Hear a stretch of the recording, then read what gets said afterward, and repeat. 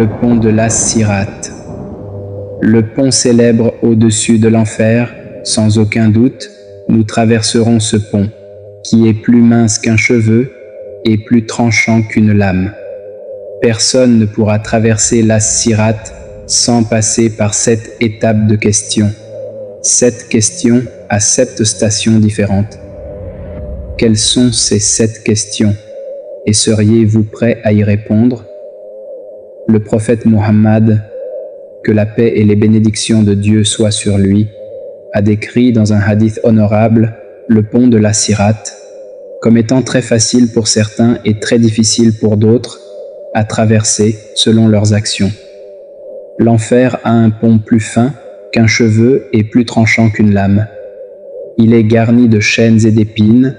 D'autres traverseront le pont en un clin d'œil, et rapidement comme l'éclair, ou sur des chevaux nobles, les anges diront « Ô Seigneur, accorde la sécurité », et ils demanderont cela constamment.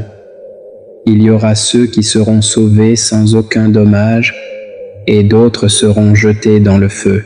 Oui, et comme on le comprend du hadith, les gens passeront le pont en fonction de leur rang aux yeux de Dieu. Certains passeront aussi vite que la lumière, tandis que d'autres ramperont jusqu'à leur destinée finale, comme cela est mentionné dans le Coran. Allah dit dans son noble Coran, « Les cieux et ceux qui sont sur la terre en furent frappés, sauf ceux qu'Allah voulut épargner. » Ensuite, on y souffla une autre fois, et les voilà debout, à regarder. Ceux qui seront debout dans ce rassemblement redoutable seront confrontés à un registre de leurs actions commises sur terre. Allah dit dans son noble Coran, « Quant à celui à qui on a remis son livre en sa main droite, il dira, « Tenez, lisez mon livre. » Quant à celui à qui on a remis son livre en sa main gauche, il dira, « Hélas pour moi, si seulement je n'avais pas reçu mon livre et que je n'avais pas eu connaissance de mon compte. » Les anges rédacteurs, dignes de respect, écrivent tout, partout et à tout moment. Toutes les bonnes actions que nous avons accomplies et les péchés que nous avons commis seront présents devant nous. Allah, le Tout-Puissant, dit dans le verset 49 de la sourate Kaf, « Il déposera le livre de leurs actions. Tu verras les criminels effrayés à cause de ce qu'il contient, et ils diront, « Malheur à nous! Quel livre est-ce donc qui ne laisse rien, petit ou grand, sans les compter? Ils trouveront devant eux tout ce qu'ils ont accompli, et ton Seigneur ne fait du tort à personne. » Oui, le livre sera déposé devant nous lors du rassemblement, et une fois que nous aurons obtenu le livre des actions, nous serons à la fin du chemin. Mais il y a une dernière étape avant d'atteindre notre destination finale. C'est une station délicate, fine comme un cheveu, et tranchante comme une lame de sabre. C'est un point de passage incontournable pour tous, sans exception. Cette station est le pont de la Sirate, et il n'y a personne parmi vous qui n'y passera pas. C'est un décret inéluctable de ton Seigneur. Selon les hadiths, le Sirate est un chemin droit au-dessus de l'enfer, que tout le monde traversera. Les croyants le traverseront rapidement ou lentement selon leurs actions, tandis que les mécréants et les pécheurs trébucheront et tomberont dans l'enfer. Dans un hadith rapporté par notre prophète, que la paix et les bénédictions de Dieu soient sur lui, les premiers à traverser le Sirate seront lui-même, puis sa communauté. Les gens passeront rapidement si leurs actions sont bonnes. Lorsque vous traverserez ce pont, on vous demandera d'abord votre foi. Si votre foi est forte, vous passerez facilement cette première étape, mais ceux qui n'ont pas cru commenceront à chuter dans l'enfer dès le début. Nous savons que ceux à qui on a donné la possibilité de croire, mais qui ont refusé, auront finalement l'enfer comme demeure éternelle. Après que Dieu s'est présenté avec ses attributs et ses serviteurs, ceux qui ont choisi la voie de la mécréance auront pour destination finale l'enfer. L'enfer sera si sévère que lorsqu'il sera interrogé s'il est plein, il hurlera. Alors, y aura-t-il encore plus? En d'autres termes, peu importe le nombre d'incroyants ce jour-là, l'enfer ne sera jamais plein. Mais ne vous inquiétez pas, si vous avez cru et accompli de bonnes actions, vous serez épargnés des tourments du jour du jugement en un clin d'œil, tout comme le prophète Ibrahim a été sauvé du feu en paix. Ne vous inquiétez pas, vous aurez encore une chance si vous croyez, mais vous n'avez pas fait de bonnes actions pour vous sauver. Sinon, il y aura des griffes qui ne vous laisseront pas seuls à cause de vos péchés. Si vous parvenez à les éviter, c'est mieux, sinon l'enfer vous attendra pour vous engloutir, comme mentionné dans le verset 72 de la sourate Maryam. Puis, nous sauverons ceux qui étaient pieux et nous laisserons les injustes agenouillés. Continuons à discuter de notre voyage sur le pont. L'enfer attirera nos yeux avec toutes ses horreurs sous nos pieds. Nous essayerons de ne pas regarder et de nous concentrer sur la traversée du Sirat. Nous regarderons les personnes autour de nous. D'un côté, il y aura ceux qui se repentiront, et de l'autre, il y aura ceux qui tomberont en enfer. Il y aura aussi ceux qui ont cru au jour du jugement dans cette vie. Ils traverseront le Sirat rapidement sans aucun souci.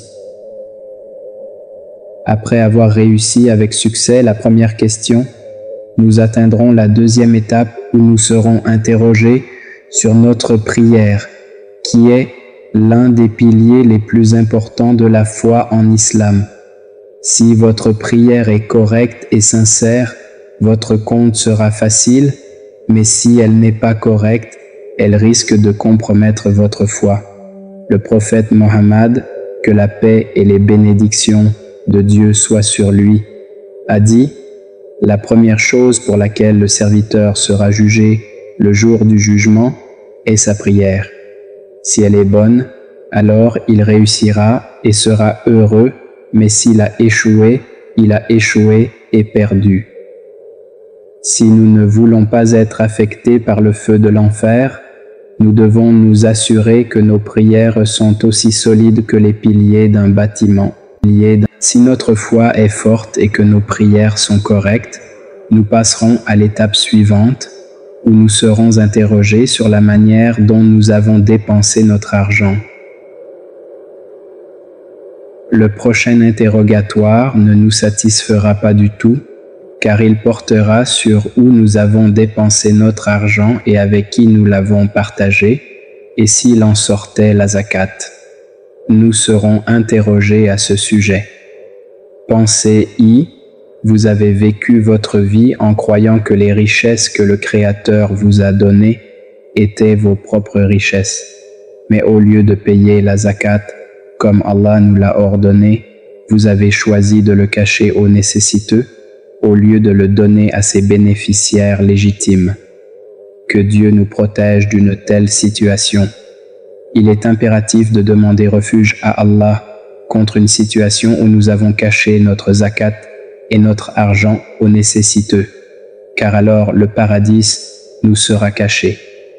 Si nous dépensons notre argent comme Allah nous l'a commandé, cela sera bénéfique pour nous. Allah nous interrogera ensuite sur le jeûne à la prochaine station, car c'est ce qu'il nous a ordonné ainsi qu'aux nations précédentes. Ensuite, à la 5e station, nous serons interrogés sur le Hajj. Si nous avons retardé notre pèlerinage en raison de problèmes financiers, nous devrons le faire dès que nos finances le permettront. Si nous inventons des excuses et ne faisons pas notre devoir, même si nous avons les moyens financiers de le faire, les conséquences seront graves.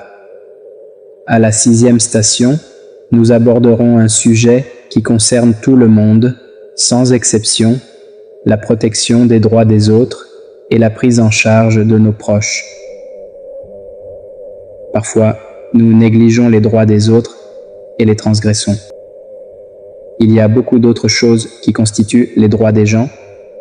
Parfois, nous faisons des choses sans même le savoir, et parfois, nous les faisons délibérément, comme si nous ne serions pas jugés.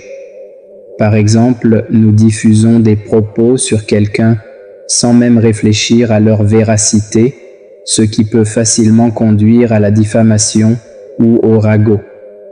La notion de famille et de parents est importante dans notre foi et l'islam leur accorde une grande importance.